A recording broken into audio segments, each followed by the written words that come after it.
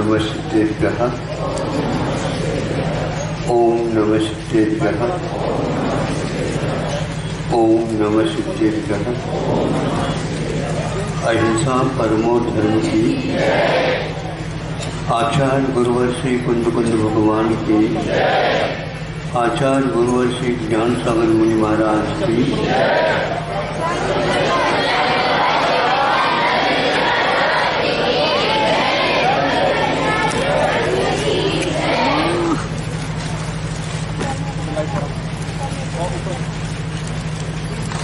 आज उत्तम क्षमा क्या होती है, इसको संतों ने स्वभाव का स्वरूप बताया। इस स्वभाव का स्वरूप क्षमा धारण करना कायर का काम नहीं। जो व्यक्ति काया की सेवा में बैठा है वो क्षमा का स्वाद ले नहीं सकता। यह काया का दासत्व आज का नहीं, ये तो अनंत कालीन। इसके संस्कार बहुत दूर से संबंध रखते। इसका संबंध बहुत गहराई के साथ है। इसे वृक्ष को आप समाप्त करना चाहते हैं, संभव नहीं। उसके खोल में जाकर के सोचना पड़ेगा इसकी जड़ें कितनी गहरी हैं। उन गहरी जड़ों के बारे में जब तक अनुमान नहीं लगाओगे तब तक ऊपर से उस वृक्ष को समाप्त करने का पुरुषार्थ भले करो, किंतु वह बहुत जल्दी पुनः पनप जाएगा। आप लोगों ने देखा होगा या सुना होगा कि किसान जब चने की खेती करता है, चना बो लेता है, मावत पानी उसे उपलब्ध होता है, वो उग करके ऊपर आता है। फिर आता हुआ जो ही वह 5-6 इंच का होता, थोड़ी या तो और ऊपर वो आता है, तो वह एक प्रकार से किसान उस पौधे को ऊपर से जहाँ से वह फूट रहा है उसको अपने हाथ से क्या करता है, उसको खोंचते हैं। इसलिए खोंचते हैं खाने के लिए आ जाए काम में नहीं, किंतु मुख्य रूप से उसका उद्देश्य रहता है पौधा अब अपनी जड़ें जमा चुका है, अब इसे ऊपर जाता है तो एक ही शाखा के साथ ऊपर बढ़ेगा। यदि इसकी ऊपरी जो उन्नति कर रहा है उस भाग को हम खोदते हैं तो एक और हफ्ते में 8 दिशा में एक उसके शाखा फूट जाती है, जिसके द्वारा वह छा जाता है, पौधा छायादार हो जाता है। फिर 10-15 दिन नहीं हुए उसमें फूल आदि आना प्रारंभ हो जाता है। वह उखड़ा नहीं, और उखाड़ना तो चाहता नहीं वो, किंतु वो बाद में चाहेगा जब फसल आएगी तो उसको उखाड़ेगा, जब अपने आप ही सूखने लग जाता है। आप क्षमा के विरोधी पक्ष के बारे में कुछ सोचा? यूं हाथ भर जोड़ दिया, क्षमा क्षमा क्षमा। एक क्षमा का यह स्वरूप नहीं। कितने भी बरस जाए फिर भी स्वयं न बरसे, ये अपने आप में बहुत महत्वपूर्ण है। आप लोग गरजते बहुत हो, बरसते कम हो। जो गरजने वाले होते हैं वो बरसते नहीं हैं, और जो बरसते हैं वो गरज भी कर लें, गर्जन भी करें तो भी लोग कहते हैं अच्छा ये वादन है अथवा ये बाजा है, क्योंकि यह कार्य भी कर रहा है। बिजली का चमकना और उसका गरजना, वर्षा का मूसलाधार होना, यह अपने आप भी सामने उसका कोई जवाब ही नहीं। उन महान संतों की यह कृपा है तो इस प्रकार की उन्होंने साधना अपने हाथ में ले ली और ये समझ करके जान करके ले ली। इसका उत्तर क्या है तो उसका उत्तर नहीं है। लिखित रूप में जो उत्तर होते हैं महत्व तो रखते हैं, किंतु उसमें बहुत कुछ सोचने के लिए मार्जिन गुंजाइश रहती है। हाथों हाथ उत्तर नहीं लिखा, किंतु जो व्यक्ति हाथों हाथ उत्तर देता है उसको सोचने के लिए समय ही नहीं मिलता। उससे भी आगे का कदम यह है कि सोचना भी नहीं और लिखना भी नहीं, तो प्रयोग करना होता है। तो उस समय सभी लोग उसको देख करके हैरान हो जाते हैं, ये व्यक्ति कैसा है, इन दोनों को गौण करके प्रयोग कर दिया। इस प्रयोग के बिना हम उस क्षमा का स्वाद और क्रोध के ऊपर जो मार पड़ना है वह नहीं देख सकेंगे। बड़े बड़े योद्धा रणांगण में कूद पड़ते हैं, वो कभी भी क्षमा धारण नहीं करते। और आप क्षमा की बात कर रहे हैं। वह विजयी बनना चाहते हैं, मरण से कोई उनका संबंध ही नहीं। मरण होना होगा, ये तो नश्वर काया तो है। जो तैयारियां, जो लक्ष्य बना रखा है, समय आए तो प्रयोग करने के लिए तैयार हो जाते हैं। क्रोध अतः उनका क्षमाधारियों के पास या नीति न्याय के साथ जो चल रहा है उसके ऊपर यदि अन्याय करता है तो व्यक्ति के ऊपर वह टूट पड़ते। उसी प्रकार अब आपको देखना है कि क्षमा का प्रतिपक्ष कौन है। प्रतिपक्ष तो कोई है ही नहीं, दिखते नहीं। जो दिखते हैं उन्हीं के ऊपर हम टूट पड़ जाते हैं। आपको कभी भी विजय प्राप्त नहीं होगी। एक वर्ष में विजयादशमी तो आ जाती है, लेकिन जीवन में विजय प्राप्त नहीं होता।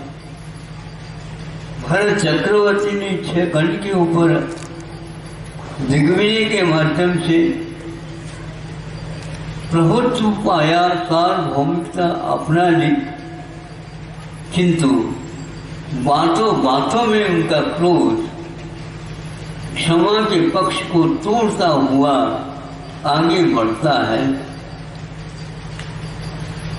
उनके मन में कितने क्रोध का आवेश होगा हम नहीं कह सकते। इसीलिए आप लोगों को एक दिन क्षमा के बारे में सुनते हो प्रयोग भी करते हो, बस प्रयोग को आगे बढ़ाने का उपक्रम करो। क्योंकि जो बाहर का हमारा प्रयोग हो रहा है, वो प्रयोग अपने से अलग क्षेत्र में हो रहा है। दूसरे के क्षेत्र में आप जाकर के विस्फोट करोगे, वहां के खनिज पदार्थ आपको उपलब्ध नहीं होंगे। अपने क्षेत्र में आप करेंगे तो खनिज पदार्थ आप लोगों को उपलब्ध हो सकते हैं, और उसके लिए आपको सोच विचार करके विस्फोट करने की आवश्यकता है।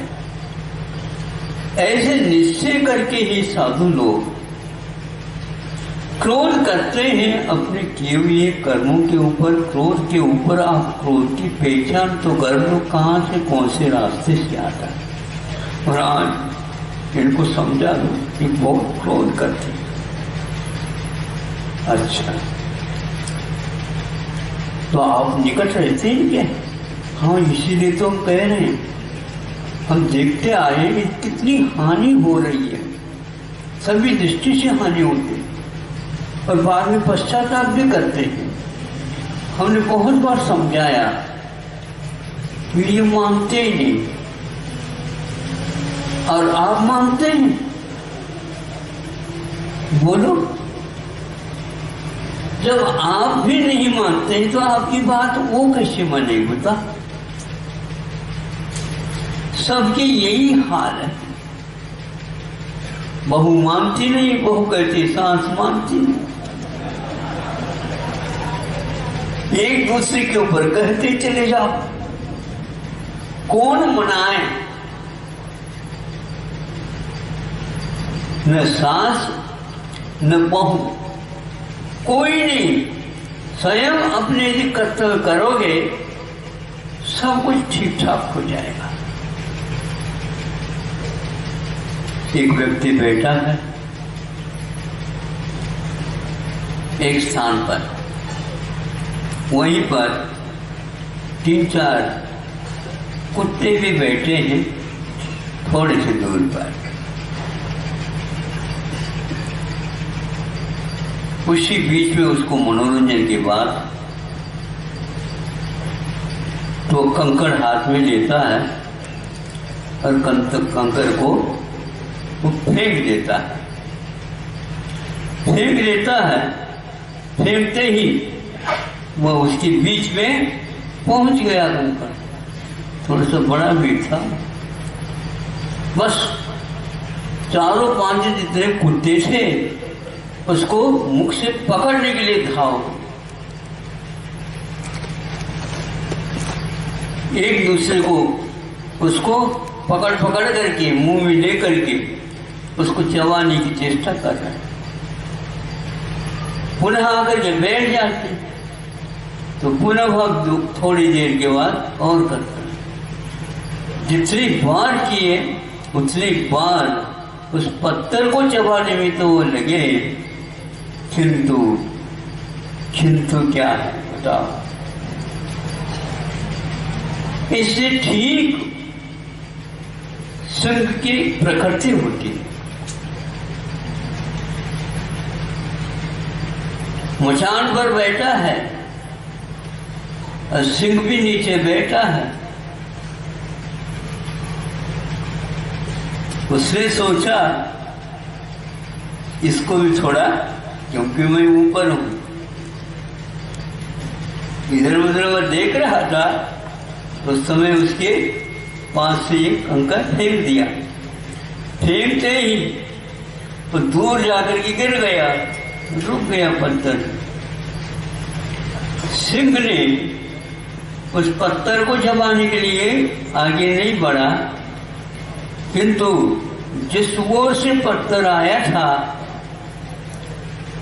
उस ओर मुड़ करके देखता है तो मचान के ऊपर बैठा हुआ कहता है कि अब तो बोलो क्या होगा। आपस आ गई। क्योंकि वह सही मार्ग करता है।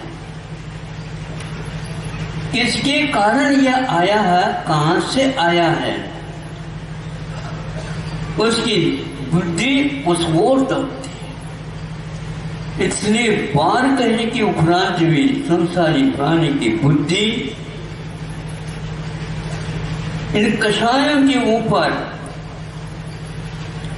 अभी तक न दौड़ करके, जो कषाय नहीं है उनके ऊपर, जो संयम का नहीं है पर के ऊपर दौड़ लगाता है और उसके पीछे सब कुछ जिंदगी पूर्ण कर देता है, फिर भी वह पश्चाताप करता रहता है।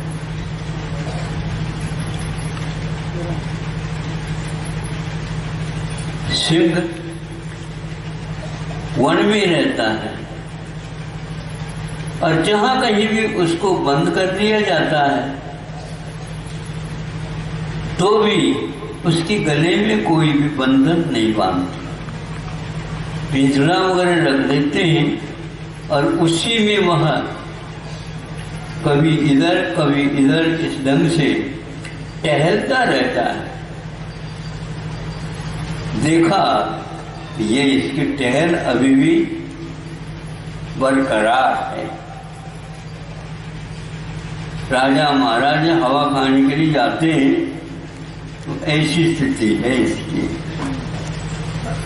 वह इस प्रकार अधीनता को स्वीकार नहीं करता है। उसकी वृत्ति अपने आप में बहुत अद्भुत होती है। जैसे जैसे समझ में हमें आता है ये वेग और आवेग, उद्वेग आदि ये अपने आप ही शांत होने लग जाते हैं।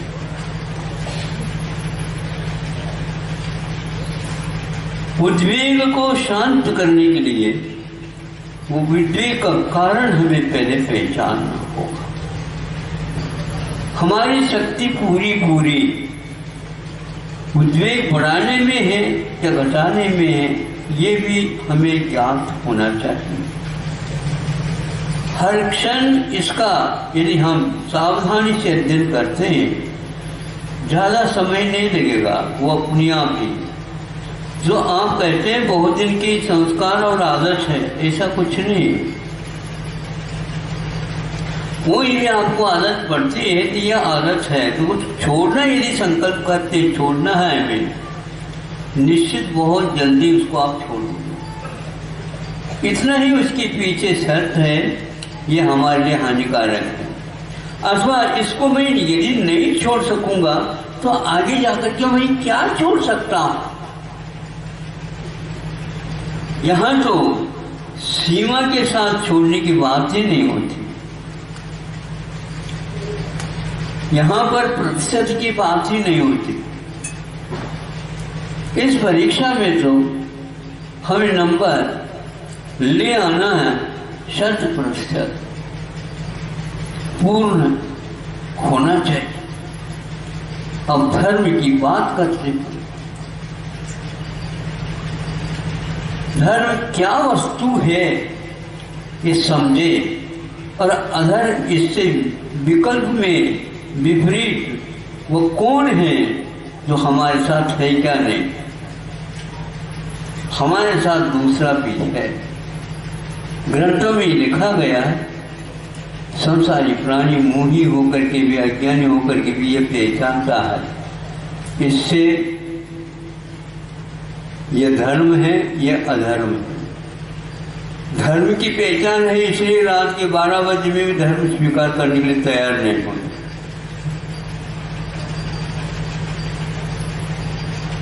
चोरी करना बुरा है इतना तो जानता है, छोड़ता नहीं। सही बोलना चाहिए ये जानता है, सही बोलता नहीं। ऐसे क्यों होता है? उसका इरादा ही यही, जानना बस। छोड़ने की बात अपने आप हो जाएगी, नहीं हो सकती। अनादिकालीन यह विपरीतता जो प्रयोग विपरीत करते आए हैं एक साथ छोड़ तो सकते हैं, लेकिन पहचान करके, हानि मान करके छोड़ सकते हैं। जब तक आपकी मान्यता में ये सब क्रियाएं हानिकारक हैं, हिंसा संबंधित, झूठ संबंधित, चोरी संबंधित, तब तक आप इनको छोड़ ही नहीं सकोगे और इसके बारे में आपकी भावना, धारणा कभी ठीक नहीं बन पाएगी। यदि आप सिंध के वंश के हो तो कर सकते हो, यदि सियार के वंश के हो कुछ नहीं, होशियार भले बन जाओगे किंतु सिंह नहीं बन पाओगे। होश हवास रखने वाला व्यक्ति ये कार्य कर सकता है। दृढ़ संकल्प के धनी ही इसका संपादन कर सकता है। एक बार कदम आगे बढ़ाया, पीछे लेने की बात नहीं। ये ले भी लेता है तो भी छलांग के लिए वह पीछे लेना पड़ता है। छलांग लगाने वाला व्यक्ति थोड़े से पीछे 2 कदम ले करके फिर बाद में छलांग लगाता है, ताकि जहां पर हमें कूदना है वहीं पर कूद जाएंगे, नहीं है तो बीच में अटक जाएंगे। यह उसके योजना में रहता है पहले से और इसका अभ्यास भी वह करता रहता है। चिकित्सा के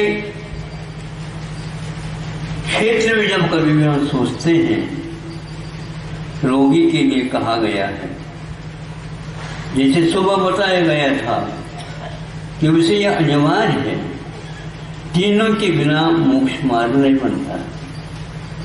इसके लिए उन्होंने संवेदन संविज्ञान समीक्षा रखा है। इसके लिए स्वामी समंत पूजपाद ने कहा है, जैसे सम्यक दर्शन मैंने विश्वास, सम्यक ज्ञान मैंने उसको अमल करने के लिए जानकारी और आचरण तो आप जानते हैं। चिकित्सा लेनी है तो सर्वप्रथम दवाई के ऊपर विश्वास रहना चाहिए। दवाई लेते हैं, किंतु किस प्रकार लेना चाहिए, किसके साथ लेना चाहिए, कितने बार लेना चाहिए,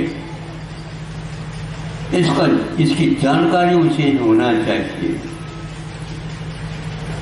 फिर इसके उपरांत सब कुछ जानकारी में वो विश्वास भी हो गया और दवाई लेना बंद कर दिए, दवाई ले एक बार, तो ये सब गड़बड़। तीनों की आवश्यकता होती है, तब कहीं जाकर के परिणाम सामने आता है। इसीलिए बीच में मान लो दूसरा कोई भी दवाई लेने लग जाए तो उसके लिए हाँ नहीं करना। अनेक प्रकार की पेची हुआ करती है। धर्म की बातें करने वाले अनेक हो सकते हैं। वो कहते हैं शॉर्टकट से चलो। शॉर्टकट समझते हो? हैं? लॉन्ग कट शॉर्टकट समझते हो? शॉर्टकट वही होता है जो जेब कट होता है।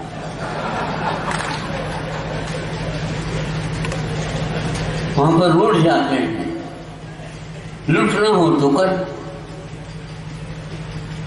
भले ही लॉन्ग कट, देर भले अंधेर न हो। ये कहावत नहीं है, ये प्रयोग है। हमारा समय प्राय करके इसमें व्यर्थ में चला जाता है। क्षमा बहुत कठिन वस्तु नहीं है। जो हमारा स्वभाव है वो कठिन नहीं हो सकता। विभाव के लिए और कसरत की आवश्यकता होती है। स्वभाव के लिए ज्यादा कसरत के लिए विश्वास ठानना चाहिए, आवश्यक होता है। फिर इसके उपरांत पानी भी दवाई बन जाती है। और यदि मन विश्वास नहीं लेते जा रहे हैं तो दवाई भी पानी की समान हो जाती है। ये अनुभव है, क्योंकि संकल्प शक्ति के माध्यम से हम इसका प्रयोग करते हैं, निश्चित रूप से इसमें सफलता जल्दी मिल सकती है।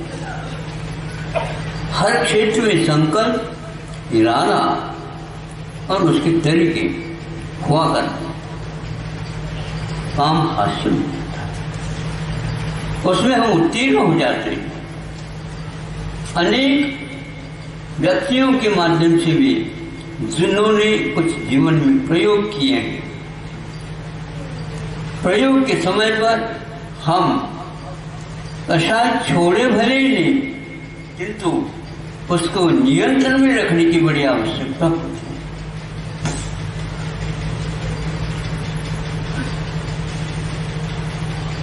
पुलिस इधर सुनती रहती है, देखती रहती है, अनुमति है क्या नहीं। सामने उग्र दल है, हजारों व्यक्ति हैं और क्या करेंगे पता नहीं, प्रलय जैसा है, फिर भी पुलिस एकदम उसके ऊपर धावा नहीं बोलती, वह इस ओर देखती रहती। और पुलिस एसपी की ओर देखती है तो एसपी क्या देखते, बोलो जल्दी बोलो। कलेक्टर की ओर देखती, यूं कहो ना।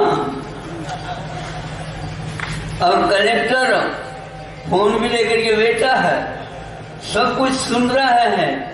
नहीं समझे, आप विलंब क्यों कर रहे हो? हाँ हाँ हो रहा, जस्ट वेट। हाँ थोड़ा ठहरिए, कहाँ, ये तो ऊपर से पानी जाने को है, जाने दीजिए, कोई बाधा नहीं। वो यदि विलंब नहीं करते, जल्दी करते हैं तो काम गड़बड़ में हो सकता है, स्वयं की ही स्थिति गड़बड़ हो सकती है। यह अध्ययन उसको होता है, ये अध्ययन मात्र नहीं, ये उसे प्रशिक्षण दिया जाता है और उसकी परीक्षा की जाती है। इसलिए उद्वेलित किया जाता है, वह क्रोध करके जवाब दे दे, ऐसे जवाब नहीं देना, सही जवाब देना है। 4-5 ऐसे IAS ऑफिसर बैठे रहते हैं और वो एक प्रश्न किया नहीं, वह व्यवस्थित दे रहा, दूसरे ने कर दिया। ऐसे नहीं कर सकते, ठहरो, एक कट पूर्ण कर लो, आओ जाओ, तुम ऑर्डर दे रहे हो, आप उसको सुनो या मत सुनो, उस समय एक को पूर्ण करो। पूर्ण करते हुए भी उद्वेग कितने आ रहा है वो देख रहे हैं।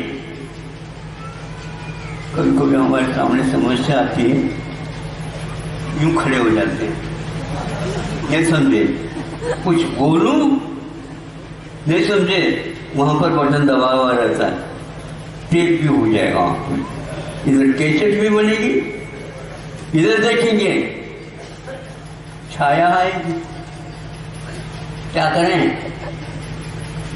एक व्यक्ति सामने जा रहा है, उन्होंने सोचा जा रहा हो, वह सेल्फी ले रहा था,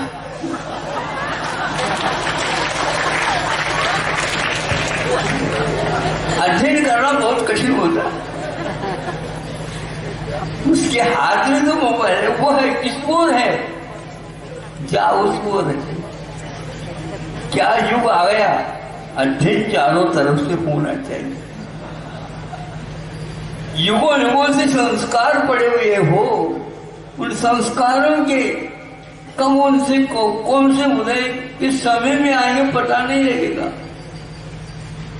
और कषाय की बात अब हम नियंत्रण में कर लेंगे, बातें हम नहीं करना चाहते, काम करना चाहते। अब ये ध्यान रखना, यदि क्रोध नहीं करना चाहते हैं, अध्ययन करने की आवश्यकता नहीं।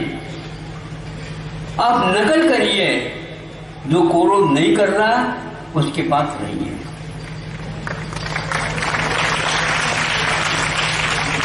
फिर देखेंगे कैसा वह आता है। हो नहीं सकता, हम ये नहीं कर पाते। जब कभी भी वो आता है तो हम उसको करने के उपरांत तो उसको हटाना चाहते हैं, ऐसा होता नहीं। उसका मार्ग देखो, उसके संदिग्धान देखो। इसके लिए प्रज्ञाए क्षेत्रज्ञ, ये आचार्य कुंद ने कहा है, प्रज्ञा रूपी छेनी के माध्यम से उस क्रोध के संधि के ऊपर आप प्रहार करो। जिन परम पैनी सूर्य छेनी दारी अंतर में दिया। ये पंक्ति छड़ाना की मुनि महाराज उस संधि स्थान पर ऐसे प्रज्ञा में छेनी को पटक देते हैं, उसको भागों में बंटना ही पड़ेगा। हम उसकी गांठ के ऊपर पड़ते, तो गांठ के ऊपर पड़ने से छेनी उछल करके ऊपर की ओर आती है। संधि स्थान पर वह भीतर चली जाती है। पन्नाए घेतब्बू, पन्नाए नागब्बू, पन्नाए क्षेत्रब्बू। इस प्रकार वह प्रज्ञा के द्वारा ये सब कुछ करना होता है। ज्ञान ज्ञान कहने से कुछ नहीं होता, प्रज्ञा अलग वस्तु होती है। और उस प्रज्ञा का प्रयोग हमें करना चाहिए कि आखिर ये गलती किसने की, कब की। यदि मैंने की तो कब की, तब की है जब आपको ज्ञान नहीं था। अब की है तो आप कर ही नहीं सकते, तो उसको क्या करेंगे, उसका जो फल आएगा, उदय में आएगा, उस समय आप शांति से रहिए।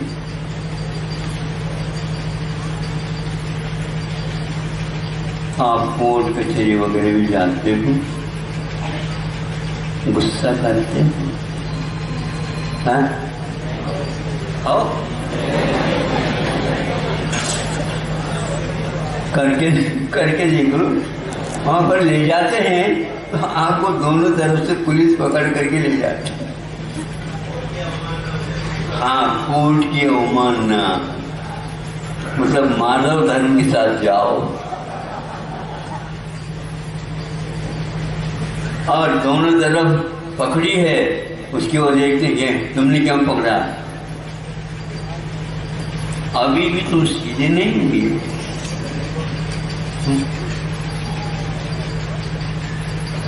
वहां पर खड़े हो जाओ, उसको क्या बोलते हैं, कटघरा। अच्छा, कैदी का स्थान अलग होता है, बैठ करके नहीं लेना, खड़े हो जाओ और सामने सिंहासन पर बैठेंगे। ठीक होगा, क्या बात हो गई। अभी दोषी निर्दोषी नहीं, दोनों दोषी हैं जो लड़ रहे हैं। सीधी सीधी बात, अभी निर्णय होगा, शताब्दी लगेगी, निर्णय होना मुश्किल है। क्या करेंगे, वहां पर कोई जवाब नहीं देना। जिस समय बोलने के लिए कहा वही बोलना, बीच में नहीं बोलना। जो संकेत मिलता है उस संकेत का पालन करना संभव है, निस्तार हो जाए। जब ये आप समझते हैं, आपका क्रोध कहाँ गया। मूछ के ऊपर ताव जो लेने वाले होते, कहाँ गया, कहाँ गया मुझे बताओ। नहीं, समाप्त हो जाता। जिसने धर्म के मर्म को समझा, नहीं अब समझ में आ गया, मुझे अब तो नहीं करना। होश हवास के साथ कुछ करना नहीं, बस उसको शांति से रखना। यही एकमात्र हमारा स्वभाव। कुछ करने के लिए नहीं कहा जा रहा है, शांति रखो बस। कुछ इधर उधर देखो नहीं। सिंह भी आकर के बैठ जाएगा, सर्प भी वहीं पर आकर के बैठ जाएगा, और कोई व्यक्ति वहीं पर बैठ जाएंगे। बाहुबली भगवान की क्या हो रहा, मस्त का विष्णु क्या है ये? एक वर्ष तक खड़े हो गए, लड़ भिड़ करके बाद में खड़े हो गए। जो लड़ना चाहता था उसको तो लड़ाए। जब हार ही गए थी, दोनों हाथ ऊपर कर गए, ठीक है, इसमें तो यही होगा। भाई भाई का कोई संबंध नहीं रह सकता, फेंक दो। माता पिता को कोई संबंध नहीं हो सकता, फेंक दो। कोई मित्र नहीं रह सकता तो फेंक दो। मित्र को नहीं रखना ही वैर से दूर। मित्र को रखने से मित्र का किसी के पास वैर रहेगा। उसकी रक्षा के लिए आप पुनः किसी के साथ वैरत्व रखोगे, इसलिए किसी को रखो ही नहीं। फिर किसको रखो? शांति रखो, संयम रखो, कुछ भी नहीं रखो, खाली हो जाओ। ये रखा, यही रक्षक बनेगा आपका। रखो बोलते हैं प्रागत रक्षक। रक्षा किसकी रक्षा कर? वही रीति नहीं। जब तक युद्ध हुए क्रोध नहीं था, ऐसा कह नहीं सकते।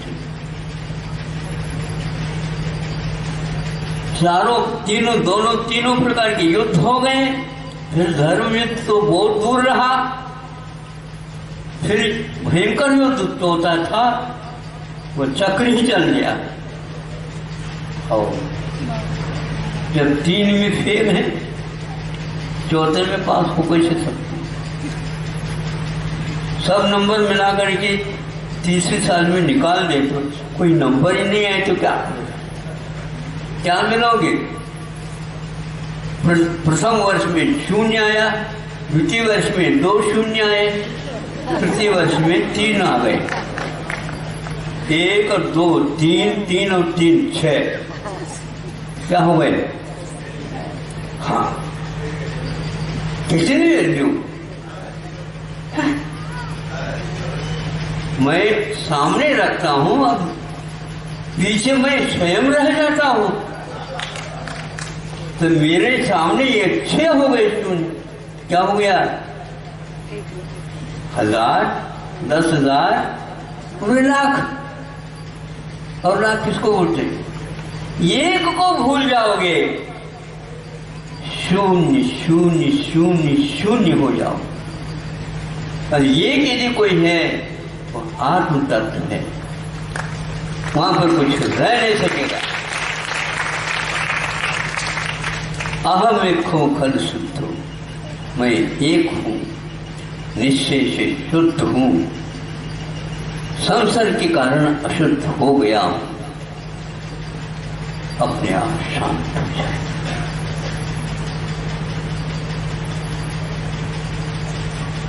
यदि पित्त भड़क गया है और कोई उपाय नहीं है, जल्दी जल्दी ठीक करना है, स्नान करते पिट मिटे। स्नान करिए। महाराज आप तो स्नान में, मैं आपके लिए कह रहा हूं। रेली भाई बरसात में भीग जाएंगे, अपने आप ही पित्त ठीक ठाक हो जाएगा। और उसको शांत बनाने का माथा फेरे ठंडा रखिए, बड़बड़ाए नहीं। क्रोधी व्यक्ति क्या बकता पता नहीं लगता। शांत स्वभाव वाला भी उसके सामने शांति को छोड़ देता, क्या करें, इसको कैसे समझाएं। समझाने के लिए गए, स्वयं को समझ में आ जाएगा। ऐसा है ही नहीं। इन सबसे दूर रहो। सामने वाला कहता है ये क्यों आ रहा है, हम सोच रहे हैं ये क्यों आ रहा है। आ रहे हैं तो जाएगा, ये उसका रास्ता है। वो सामने से आ रहा है, इधर जाएगा, और हम भी उनके सामने आ रहे हैं, इधर से आए इधर चले जाएंगे। लेफ्ट हैंड ड्राइव करो।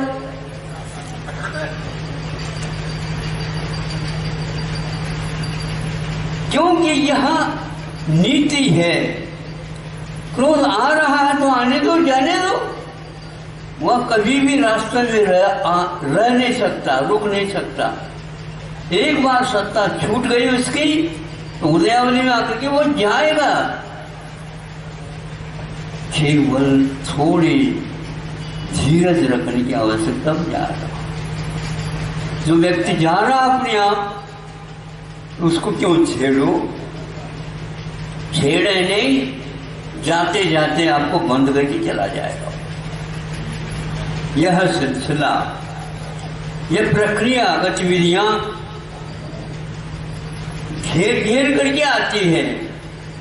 सूरज चांद छिपे निकले, कोई आता नहीं, काल वगैरह ये आते नहीं, जाते नहीं। चूंकि शरीर जा रहा है और वो काल के बहाने से ये आ रहा कहते, कुछ नहीं। यहाँ पर सब जा रहे हैं, जा रहे हैं, जा रहे हैं। यहाँ पर आते ही आप जाने के लिए ही आते हैं। टिकट खरीद करके ले आए क्या नहीं हैं? लेके तो इधर के जाने के नहीं लाए। तो वही तो हम कह रहे हैं, पहले से ही आप दूसरे जीवन की प्रबंध कर रहे हो। उसको बंद कर सकते हो ना, क्या आवश्यकता। निश्चिंत होकर के आ जाओ। टिकट नहीं मिले तो नहीं सही है। ये तो आज खूबी है। आप लोग रिजर्वेशन नहीं करोगे तो अपने आप ठीक ठाक हो जाएगा। टिकट भी चाहिए और रिजर्वेशन भी चाहिए। ये क्या मतलब होता। असल पूछा जाए, आप दूसरे यात्रियों के लिए एक प्रकार से बाधा उपस्थित करते नहीं। रेल डिपार्टमेंट आपने खरीदा ही क्या, बोलो। एक रिजर्वेशन का अर्थ यही है, रेल डिपार्टमेंट को खरीदना। और जितने भी है वो नहीं ले सकते। इसी के कारण ऐसा हो रहा है। ये गैर हो तो हमें बता देना। ये किसके कारण हो रहा है? आप ही लोगों के कारण हो रहा है। ये होता ही रहेगा। भारत में तो ऐसा ही है, नियम है ये।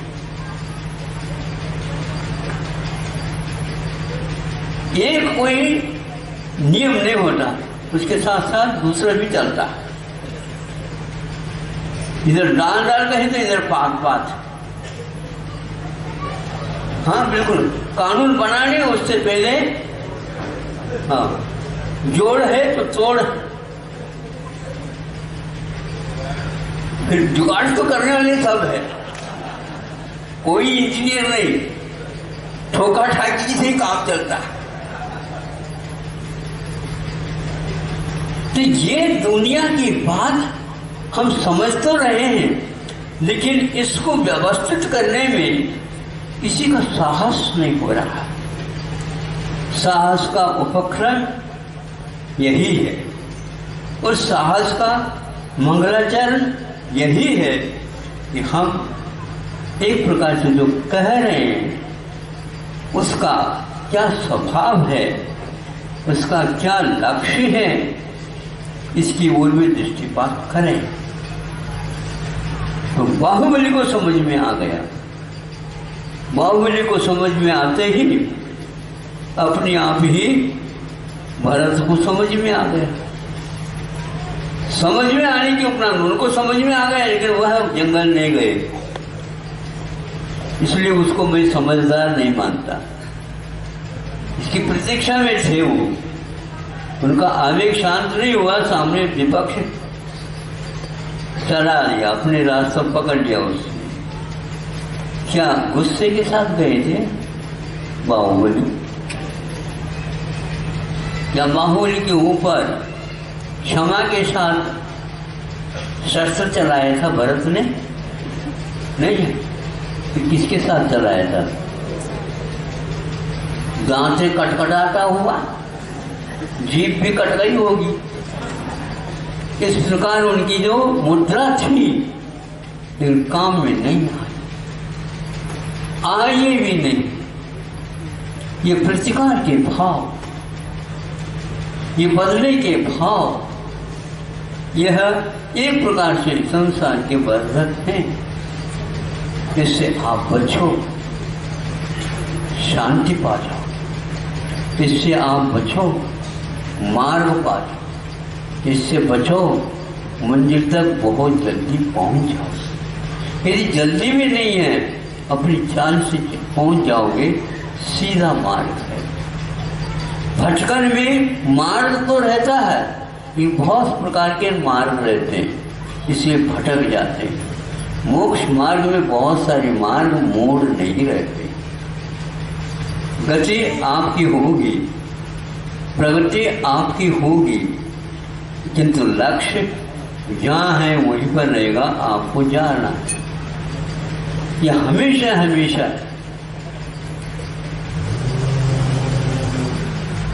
परीक्षा के समय पर विद्यार्थी पूछताछ नहीं करता।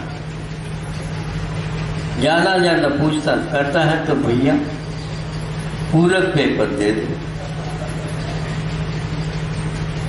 और कोई भी आवश्यक हो तो कहता, बाकी सब समान। एक एक क्षण वह उसकी रक्षा करता रहता है। उसी प्रकार यह समय है, ऐसा एक मोड़ है, जिस समय आप इसकी मोड़ पर खड़े हैं, किस ओर मुड़ना यह आपके ऊपर आधारित है। देखा देखी मोड़ लोगे, संभव है आप थक जाओगे, सामने वाला भी था, वो थकेगा नहीं, जाएगा, क्योंकि आपने उसको देख करके अपनी छोर मोड़े थे। जो भी कठिनाई होगी हम रुकेंगे, दूसरा व्यक्ति आएगा, दूसरी तरफ मुड़ेगा, इसके साथ चलो। इस प्रकार आप कौन से मोड़ से कहाँ पर मुड़े हैं, ये भी आगे जाकर के भूल जाएंगे, अथवा वहीं पर घूमते रहेंगे आप। कई व्यक्ति आकर के सुना देते हैं, क्या सुना देते हैं? भूल भुलैया। कहाँ गए थे? वो कहते हैं लखनऊ। उन्होंने सोचा किसी निर्देशक को बनाना नहीं, एक व्यक्ति ने अपनी होशियारी कर दी, क्यों फालतू पैसे दे दी, आओ ठीक होते। जो एक व्यक्ति मार्गदर्शक को पकड़ता है, उसके साथ साथ हम पीछे पीछे लग जाएंगे, थोड़ी सी देख करके। कुछ स्थान निकल गए, फिर इसके उपरांत उसकी समस्या बढ़ गई। अरे इधर से मैं आया था, इधर से आया था, अब इधर जाना है, ये भी सीधा है, ये भी सीधा है, और कई लोग जा रहे हैं, इनके पीछे हो जाओ। आखिर उसको निर्देशक बनाना ही पड़ा, और निर्देशक बनाया, आधा मिनट नहीं लगा और वो बाहर ला करके छोड़ दी। कैसा, हम तो थक गए थे। थक क्या गए थे? रोना आ रहा था। कोई नहीं पूछेगा तो हमारी गति क्या होगी हम पर। हाँ, संसार में 84 लाख योनियों के भटकन है बंधु। ये मोड़ पर आए हो, कोई न कोई विशेष निर्देशक को ढूंढो। हम नहीं कह रहे कि हम आ जा, हम जानते हैं भटकने वालों के साथ हो जाएंगे तो भटक जाएंगे हम भी। हाँ, बहुत कठिन होता है, इसलिए निर्देशक आवश्यक है। निर्देशक भटक नहीं सकता, पक्का है, ये तो पक्का है। लेकिन निर्देशक के अनुसार चलने वाले बहुत कम हुआ करते हैं। मैं भटक गया हूं ये समझना ही कठिन होता है। जो भटके हुए होते हैं वो समझाने के लिए कोशिश करते रहते हैं। ये है यहाँ पर बड़ी विचित्र दशा है। ऐसे समझ में आ जाता है ये बिल्कुल निर्देशक बहुत उत्तम है, लेकिन वो भटके हुए रहते। जो व्यक्ति सही प्रयोग नहीं करता वो धर्म की बातें मात्र करता है। अब बातों का समय नहीं रहा, अब केवल कार्य करना और एक प्रकार से समझ करके करना है। ये करने के लिए हमें स्थान की बड़ी आवश्यकता है। हमें कषायों के ऊपर नियंत्रण रखना, हर क्षेत्र में यह बहुत फायदेमंद है। यह एक लाभप्रद है। यह हमारे लिए दिशा अपने आप देने लग जाता है। जब हम माथा हमारा तपता है उस समय और हमारी बुद्धि भ्रष्ट हो जाती है। इसलिए कम बोलने के लिए कहा। जब प्रवृत्ति करते हैं तो वह समिति के अनुसार करो कहा, और समिति की सीमा ज़्यादा नहीं हुआ करती है, उसकी अपनी सीमा हुआ करती है। कम समय में उस कार्य को पूर्ण करके अपने को आगे बढ़ना होता है, ताकि हम शांति के साथ ध्यान कर सकें। ध्यान में क्रोध के ऊपर नियंत्रण, कषाय के ऊपर नियंत्रण, असंयम के ऊपर नियंत्रण, मन के ऊपर नियंत्रण। जो व्यक्ति मन का गुलाम होता है, मन का दास होता है, मन का चाकर होता है, मन के अंदर में रहता है, वह व्यक्ति इस मार्ग पर भूल करके भी आ जाए तो हमारा कहना है आप मार्ग पर आए नहीं, मान रहे। ये सच्ची बात है, क्योंकि हर बात पर आप मन के अनुसार चलना चाहते। कभी भी मन के अनुसार यहाँ मोक्ष मार्ग में नहीं बनता। यह आगम के अनुसार, निर्देशक के अनुसार ही काम होगा। और निर्देशक किसी भी प्रकार से कोई आग्रह ज़्यादा करता तो उसके ऊपर दया कर दे, वह स्वयं ही भूल रहा है और वह निर्देशन गलत दे रहा है, तो पक्का है। इसलिए हमें अपने आप को पहले संभालना है। दूसरे को आप संभालना चाहते हैं वह संभल सकता है, लेकिन आप संभालने के लिए ज़्यादा कर्तव्य को मत करो, बहुत कम करो। अवश्य वह लाइन पर आ सकता है। मदोन्मत हाथी तेला भर करवा दो ठीक ठाक। सुन रहे हो आप? समय आपका हो रहा है। मदोन्मत हाथी किसी के वश में नहीं आ रहा था, मदोन्मत हो गया था। सब कुछ हार गए, सब लोग योद्धा लोग हार गए। एक ने उसको अपने ढंग से चलाया, प्रहार कर नहीं सकता, उधर लेकर के गया, उधर लेकर के गया और मदोन्मत्त तो था ही वो। और वहां पर एक हथनी थी, वहां उधर ले गया, लेते ही वो देखने में आ गई और भागता गया और भागता गया, भागता गया। बस वह उसके पास पहुंचा ही नहीं, न हथनी न कुछ भी, तो एकदम वहां पर गड्ढे में गिर गया। कोई भी नहीं देख रहा। अब वह धीरे धीरे उसका मन उतर गया, नशा दूर हो गए। एक दिन हो गया, एक उपवास। दूसरे दिन में कोई नहीं आया, खड्डे से ऊपर जा नहीं सकते, वह देख भी नहीं पा रहा है। सुनना चाहता आवाज कोई आ गई तो हाँ कोई न कोई आ रहा है, कुछ नहीं, 2 दिन चले गए, तीसरा भी दिन चला गया, होश हवास में आ गया। ये क्या हो गया, किसने क्या कर दिया? कुछ नहीं कर दिया। ये जो जोश था उसको ठीक ठाक कर दिया गया। अब चौथे दिन वह जाता है, क्या स्थिति, क्या हाल है तेले वालों की। तो उसके लिए थोड़े से सूंड के ऊपर शांति धारा थोड़ी सी छोड़ देता। आहा, ये गंगा अमृत है, ये कौन हेतु है, धन्य है। पुण्य तो काम में आता ही है, पुण्य तो बराबर रहता है, किंतु हम पाप की उधीना कर लेते तो ऐसा होता है। इस प्रकार करता हुआ उसके लिए उस दिन जो पानी थोड़े से घास उसको दे दिया। चौथा दिन निकल गया। ये कौन था क्या पता, पहचान में नहीं आए। दूसरे दिन भी वह इसी प्रकार आया, थोड़ी सी मात्रा बढ़ा दी। ये बहुत ही बंधु है, बहुत ही अच्छा है, इसको भूलना नहीं चाहिए हमें। धीरे धीरे करता हुआ 3 दिन में उसने उसको होश हवास के साथ और अच्छे ढंग से कर दिया, और उसके लिए ऊपर से अंकुश लगा दिया।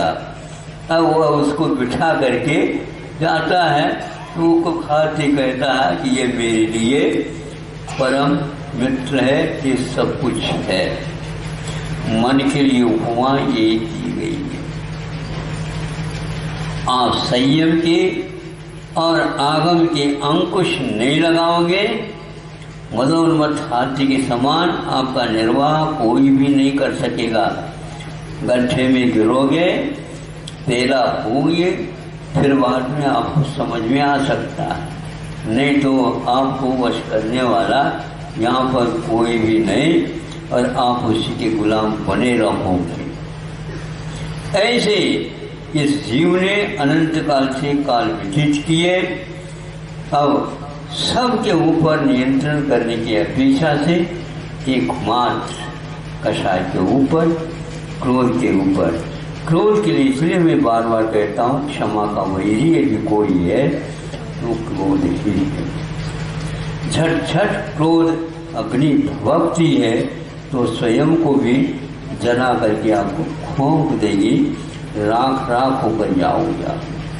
क्या क्या दशाएं क्रोध मान इत्यादि के द्वारा हुई हैं, पौराणिक कथाओं को पढ़ सकते हैं और उसके माध्यम से आप चिंतन कर सकते हैं।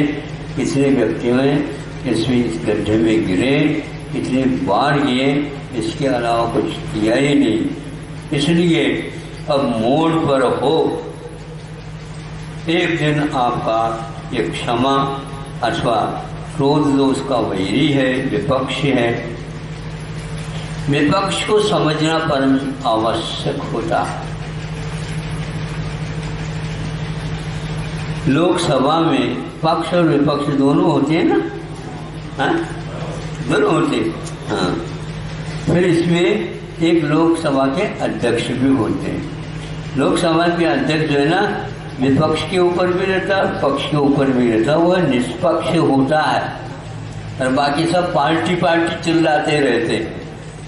और लोकसभा के अध्यक्ष कहते ये सुनो, हाँ बस शांत होना पड़ेगा। फिर भी तो है हाँ हल्ला होता है, तो कहते ये देखो बंद कर देंगे हम, ये समझे। तो फिर भी उसमें गुस्से ले लोग क्या करते हैं,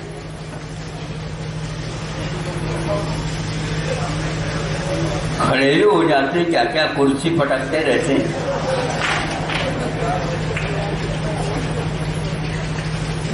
उनके सामने क्षमा क्या करेगी आप बताओ। जो निष्पक्ष व्यक्ति बैठा है अध्यक्ष बन करके, सुनने में ये आया था अन्यथा न ले। हम उनकी आलोचना नहीं कर रहे हैं, कमजोरी नहीं करता हूँ।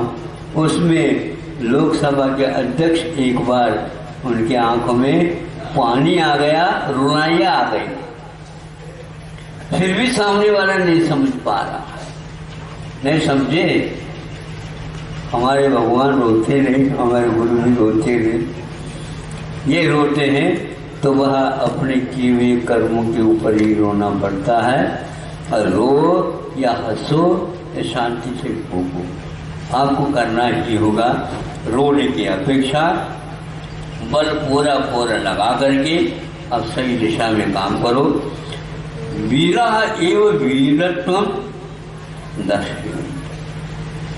वीरेश, वीरों में ही वीर लोग वीरता का दर्शन करते हैं। कायर लोग हमेशा हमेशा बातें करते हैं, किंतु काय के दासत्व को कभी छोड़ते नहीं। इसलिए आप लोग धीरे धीरे कदम उठा रहे हैं, अच्छे चिन्ह हैं, लेकिन दर्शन के बाद ये उपक्रम शांति से चले तो बहुत अच्छा है। क्यों हो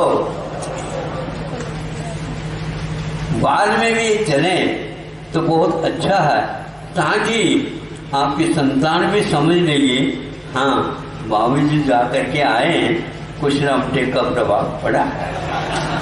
अहिंसा परमो धर्म की